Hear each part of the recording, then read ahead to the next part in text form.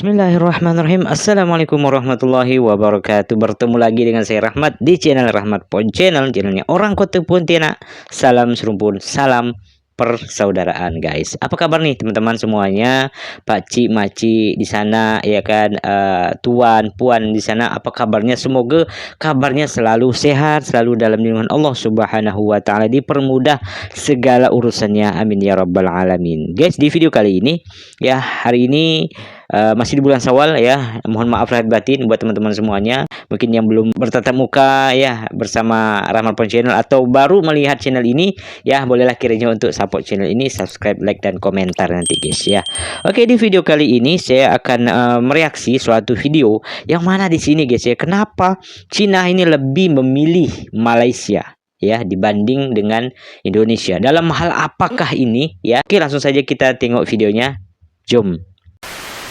Halo teman-teman semua, Halo. saya Ria Oktorina. Di video kali ini kita akan bahas sesuatu yang lagi hangat banget dan cukup bikin penasaran. Oke. Jadi, Presiden Tiongkok Xi Jinping akan melakukan kunjungan ke beberapa negara ASEAN. Tapi yang menarik, Indonesia nggak masuk dalam daftar kunjungannya. Kenapa? Padahal Indonesia tidak masuk, seperti cuy. yang kita tahu, Indonesia ini salah satu pasar terbesar untuk Iya. produk-produk dari Tiongkok. Nah, Xi Jinping justru memilih Malaysia, Vietnam, dan Kamboja sebagai tujuan kunjungan resmi dari tanggal 15 sampai 17 April 2025.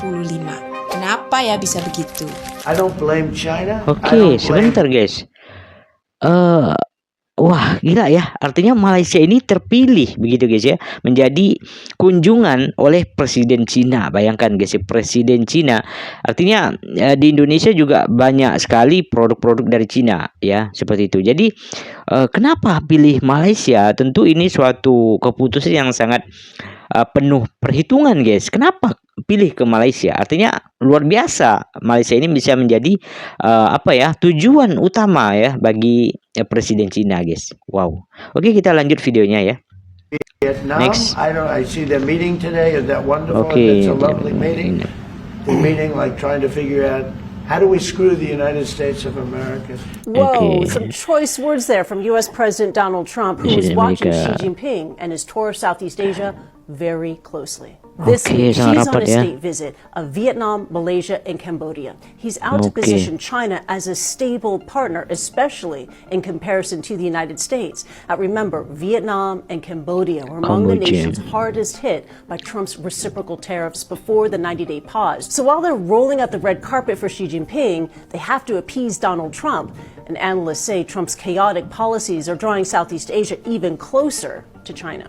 Oke, lebih dekat dengan Presiden Cina. China Xi Jinping akan melakukan kunjungan ke beberapa negara di ASEAN, tapi Oke. bukan Indonesia loh. Kenapa kira-kira Indonesia nggak Kenapa? dipilih? Dan negara mana aja yang akan dikunjungi? Kita lihat. Bismillah. Ya, Xi Jinping atau Presiden China ini akan melakukan kunjungan ke Malaysia, Kamboja, dan Vietnam. Oh, 3 Tiga negara ini ya. Yang ada di ASEAN. Kenapa Indonesia nggak masuk? Iya, Sebagian kenapa besar Indonesia? negara tetangga kita ataupun Malaysia ini menganggap bahwa kunjungan Xi Jinping datang ke negaranya merupakan hal yang sangat penting. Dijadwalkan 15 hingga 17 April 2025. Oh, yang lalu ya. Kunjungan kepala negara asing yang sangat penting. Kunjungan Sangat Xi Jinping penting. ini juga bertepatan dengan perannya Malaysia sebagai negara yang memegang kepemimpinan di ASEAN. Dan banyak Oke. pertemuan yang dilakukan, diserangkain pertemuan lah sampai akhir tahun nanti. Nah, bagi Malaysia sendiri ini merupakan kunjungan yang perlu dirayakan seiring dengan perayaan 50 gila. tahun hubungan diplomatik antara Malaysia dan China yang berlangsung tahun lalu yang menandai tonggak penting hubungan bilateral kedua negara tersebut. Tadi aku ketemu salah satu artikel yang cukup bagus dan menurutku ini keren banget dari Kompasiana yang bisa ngejelasin, karena ada beberapa artikel yang judulnya doang tapi nggak menjelaskan terkait dengan alasan Xi Jinping nggak ke Indonesia. Ini salah satunya adalah dalam posisi rantai global ya, dalam perdagangan, tetap balik lagi ke perdagangan. Oke, sebelum kita lanjut, pasti penasaran guys ya, terutama netizen-netizen Indonesia. Penasaran banget tuh kan, apa sebenarnya alasan kenapa Presiden Cina ini, Xi Jinping ini memilih ke Malaysia, Kamboja, Vietnam. Kenapa tidak ke Indonesia? Mari kita simak sama-sama videonya ya. Ini juga menjadi pelajaran juga nih buat Indonesia gitu kan. Kenapa sih Presiden Cina ini tidak ke Indonesia seperti itu ya. Itu menjadi pelajaran lah guys. Oke, kita Ini next. katanya Indonesia ini posisinya sebagai rantai pasok dan rantai nilai global. Sementara kalau Oke. Vietnam dan Malaysia ini udah menjadi simpul yang penting dalam perakitan barang-barang manufaktur dan Wow, elektronik untuk simpul yang pasar Amerika. penting. Indonesia lebih banyak berperan sebagai pemasok bahan mentah. Oke, Dalam konteks perang dagang, itu perbedaannya China ya. ini lebih berkepentingan untuk mengamankan jalur-jalur logistik dan manufaktur yang rawan terganggu akibat tarif Trump. Vietnam Oke, dan Kamboja misalnya menjadi jalur transshipment barang-barang China untuk menghindari beban tarif masuk ke pasar Amerika Serikat. Wah, ini memang perang besar guys ya antara Amerika Serikat dan Cina ya. Persaingan yang sangat luar biasa negara-negara maju guys ya. Wah, ternyata Indonesia itu kenapa tidak ada ke Indonesia ya, mungkin karena Indonesia ini paling pasokan bahan mentahnya ya dari Indonesia. Tetapi kalau dalam segi hubungan apa namanya apa ya sih perusahaan-perusahaan besar lah milik Cina itu banyak mungkin di negara tersebut guys ya, di Cina, di Malaysia, di Vietnam dan Kamboja guys ya. Wah, itu ternyata alasannya guys. Masya Allah, terbaik juga ya Malaysia, artinya bisa menjadi perwakilan lah istilahnya negara-negara ASEAN guys ya, salah satunya Indonesia begitu guys ya. Mungkin terwakili oleh Malaysia, terbaik sih menurut saya guys Malaysia ya. Oke, next. Dan dari dulu pun kita tahu lah ya bahwa Indonesia ini nggak mau condong ke satu negara atau keberpihakan ke negara ini, tapi nggak berpihak ke negara ini, atau dikenal dengan politik luar negeri bebas aktif yang menjauhi keberpihakan terbuka dalam konflik global. Katanya sih pemerintah Indonesia berhati-hati untuk menjaga keseimbangan relasi dengan Washington dan juga dengan negeri Panda. Jadi itu dia beberapa alasan kenapa Xi Jinping nggak mengunjungi Indonesia. Nah, menurut Itu kalian alasannya gimana? ya. Apakah dengan kondisi perdagangan saat ini Indonesia dengan sikapnya yang terus berada di tengah-tengah itu menjadi sebuah hal yang menguntungkan buat kita atau enggak? Tolong komentar. Oke. Ringgit percaya. Ini Malaysia akan menjamu Xi Jinping ya dari Tiongkok mulai tanggal 15 April mendatang. Nah, pertanyaannya kenapa tidak ke Indonesia? Ya nggak tahu. Mungkin Malaysia mungkin lebih menjanjikan mungkin ya. Ente mungkin punya alasan lain bisa tulis di kolom komentar ya kan. Notabene kan sebenarnya Cina dan Indonesia kan sama-sama anggota BRICS. Kenapa lebih ke Malaysia gitu ya? Ente boleh tambahkan. Kira-kira analoginya atau cocok loginya apa kira-kira seperti itu. Jadi pemerintah Malaysia mengumumkan pada hari Rabu tanggal 9 April akan menjamu Presiden Xi Jinping untuk kunjungan 3 hari minggu depan karena 3 hari kedua ya. negara telah bergulat dengan tarif yang dikenakan oleh Amerika Serikat. Kunjungan kenegaraan akan berlangsung dari 15 hingga 17 April ya, kata Menteri Komunikasi Fahmi Fadzil. Jadi Pak Tokmat ini nanti akan menjamu Presiden Xi Jinping. Tentunya tambah berjaya ringgitnya Pak Ji gitu. Para menteri kabinet telah diberitahu bahwa kunjungan ini tidak hanya diantisipasi, tetapi merupakan bagian dari upaya pemerintah untuk melihat hubungan perdagangan yang lebih baik dengan berbagai negara termasuk China. Kunjungan Xi Jinping menandai lawatan pertamanya ke Malaysia sejak Perdana Menteri Anwar Ibrahim menjabat. Keduanya bertemu di Beijing November lalu dan Presiden China dilaporkan juga mengunjungi Vietnam dan Kamboja sebagai bagian dari lawatan di kawasan tersebut ya. Tidak ada ke Indonesia, friend. Padahal China ini investasinya besar di Indonesia. Ketika dari Presiden Amerika Serikat Donald Trump mengguncang pasar global, China bergerak untuk memperkuat pijakan ekonomi dan diplomatiknya di kawasan tersebut.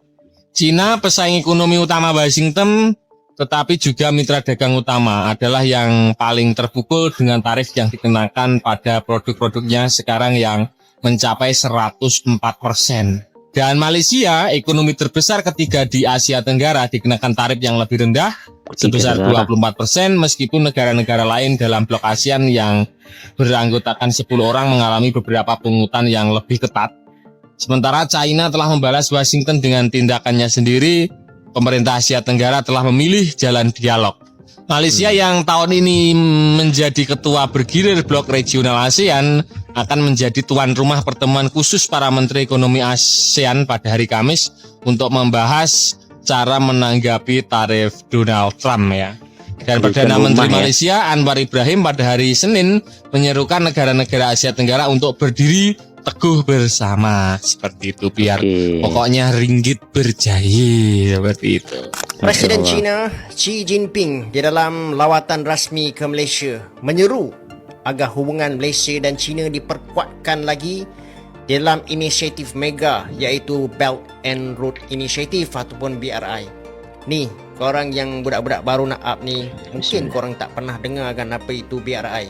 Tapi tak apa, jangan risau, saya akan explain kejap lagi. Akan tetapi, kali ni China nampaknya lebih serius dalam inisiatif BRI dengan Malaysia ni. Sebab kali ni presiden diorang datang sendiri. Okey, apakah itu Belt and Road Initiative ni? Dia pada asalnya satu projek gergasi China yang nak sambungkan ekonomi dunia dengan China sebagai sebuah pusat.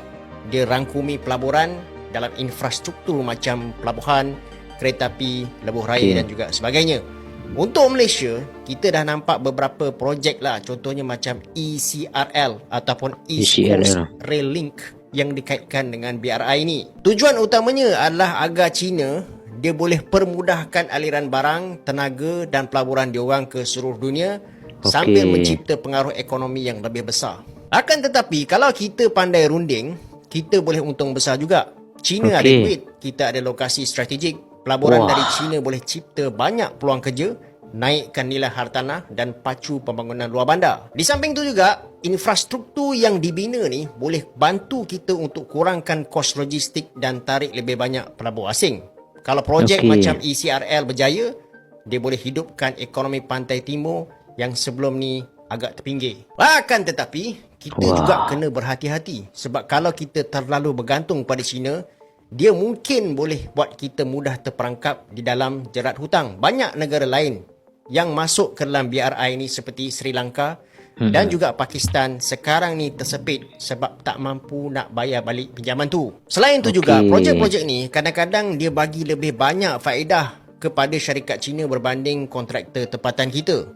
Kita juga perlu jaga sensitiviti geopolitik. Kalau kita terlalu rapat dengan China, boleh jadi kuasa besar lain macam Amerika Syarikat dan juga EU rasa tak senang. Kesimpulannya, kita kena jadi bijak dalam lawatan daripada Presiden China ni. Kita boleh ambil manfaat dan kerjasama, tapi kita juga mesti jaga kedaulatan ekonomi kita. Jangan sekadar jadi pelabur pasif. Pastikan teknologi tu dipindah, rakyat dapat manfaat dan hutang kita dalam keadaan yang terkawal dan tak mengganggu masa depan kita. Sebab akhirnya kita tak nak negara kita ni kena game oleh kuasa besar. Rasanya ramai dah tahu yang Presiden China Xi Jinping datang ke Malaysia.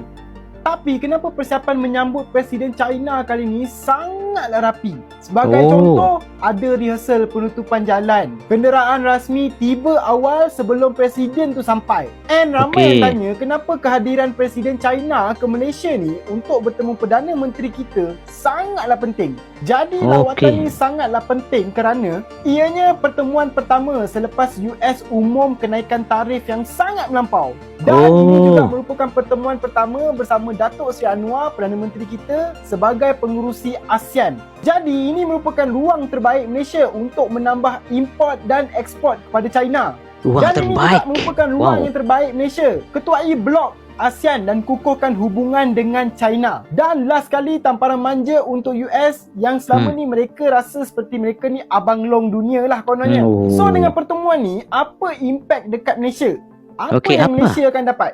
Jadi ramai yang berpendapat Malaysia akan raih lebih banyak pelabur asing yang datang daripada China. So sebab tu ramai gila yang excited dengan pertemuan ni. Kita nak tengok apa yang jadi lepas dia diorang jumpa. Cuma kita tahu ramai yang kritik tentang rehearsal tutup jalan semalam. Tapi ia bertujuan keselamatan. Di mana Presiden China ni bukan sebarang orang. Dan kawalan keselamatan ketat perlu diberikan. And kalau apa-apa jadi, pasukan keselamatan Malaysia lah confirm kena bertanggungjawab.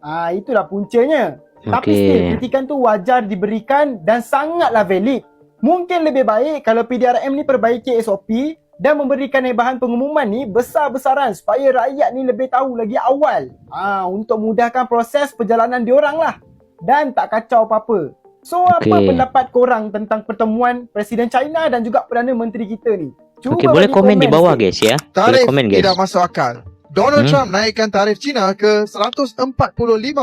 Tapi China tak duduk diam. Dia balas balik dengan 125%. Pada 11 April 2025, Donald Trump telah umum 145% tarif ke atas 100 produk China. Antara produk yang kena, panel solar, bateri EV dan kelengkapan teknologi tinggi. Tak lama selepas itu, China umum 125% tarif ke atas produk Amerika seperti soya, kereta dan teknologi pertahanan. Ini dah jadi perang dagang pusingan baru. Apa kaitan dengan Malaysia? Barang Malaysia mungkin jadi alternatif atau terus terkesan kalau permintaan global jatuh. Apa pendapat anda tentang perang tarif ini? Sila komen di bawah. Terima kasih. Malaysia's Boleh Prime komen Minister juga di Anwar bawah guys ya. Ibrahim announced that as ASEAN chair, Malaysia will lead a collective regional response to new U.S. tariffs imposed by Donald Trump's administration. Tariffs of up to 49% have hit ASEAN nations like Vietnam, Cambodia, and Malaysia. Anwar has engaged leaders from Vietnam and Indonesia, stressing the need for a united front to protect regional trade. Malaysia denies imposing a 47% tariff on U.S. goods and is pursuing diplomatic engagement through a new geo-economic command center. While Anwar ruled out recession, GDP targets may be reviewed if tariffs take effect this week. The fact that Malaysia is the head of ASEAN means they're in a leadership position. Also funny that they're questioning that 47% figure that the Trump administration announced. Tariffs and taxes are a lot more complicated than that. The fact that these blanket tariffs are going out has caused a severe reaction throughout the region. Jelajah Presiden China Xi Jinping ke beberapa negara ASEAN minggu ini dianggap sebagai usaha untuk merosakkan Amerika Syarikat. Itu respon Presiden Amerika Donald Trump susulan perang dagang yang memuncak akan dua kuasa ekonomi global itu. Jinping yang tiba dari Vietnam pada Selasa ketika ini berada di Kuala Lumpur dalam rangka lawatan negara 3 hari sebelum ke Kemboja pada Khamis. I don't blame China. I don't blame Vietnam. I see their meeting today. Is that wonderful? That's a lovely meeting. The meeting like trying to figure out how do we screw the United States of America. Jinping pada Selasa pagi menghadap Yang di-Pertuan Agong Sultan Ibrahim di Istana Negara dan diberi sambutan negara. Sultan Ibrahim juga berkenan meraihkan Jinping dan delegasinya dalam satu majlis santapan negara. Pada sebelah petang, Jinping yang diiringi menteri-menteri kabinet dan pegawai kanan kerajaan dijadual mengadakan pertemuan dengan Perdana Menteri Datuk Seri Anwar Ibrahim di Kompleks Seri Perdana Putrajaya. Dalam pertemuan dua hala itu, kedua-dua pemimpin dijangka membincangkan kerjasama dua hala serta bertukar pandangan mengenai isu serantau dan antarabangsa yang menjadi kepentingan bersama. Kunjungan ini sebenarnya bukan sekadar jalan-jalan atau kunjungan biasa. Ini adalah langkah strategi dari Tiongkok untuk melawan tekanan ekonomi dari Amerika Serikat, terutama sejak era Donald Trump yang menaikkan tarif besar-besaran terhadap barang-barang asal Tiongkok. Jadi, bisa dibilang ini adalah bagian dari perang dagang dan Tiongkok sedang cari cara buat tetap bisa ekspor produknya ke dunia. Nah, negara-negara seperti Malaysia, Vietnam, dan Kamboja saat ini punya peran penting dalam rantai pasok global. Mereka sudah jadi tempat perakitan barang-barang elektronik dan manufaktur yang nantinya dikirim ke pasar Amerika dan Eropa. Bahkan beberapa negara itu jadi jalur transit untuk produk Tiongkok supaya bisa menghindari tarif tinggi dari Amerika. Malaysia sendiri sedang jadi ketua ASEAN tahun ini. Jadi kunjungan ini juga bertepatan dengan momen penting dalam hubungan diplomatik mereka dengan Tiongkok. Bahkan mereka baru merayakan 50 tahun kerja sama diplomatik. Lalu kenapa Indonesia nggak dikunjungi? Jawabannya lebih ke arah posisi Indonesia dalam perdagangan global. Saat ini, Indonesia masih banyak berperan sebagai pemasok bahan mentah, bukan tempat produksi atau perakitan barang-barang jadi.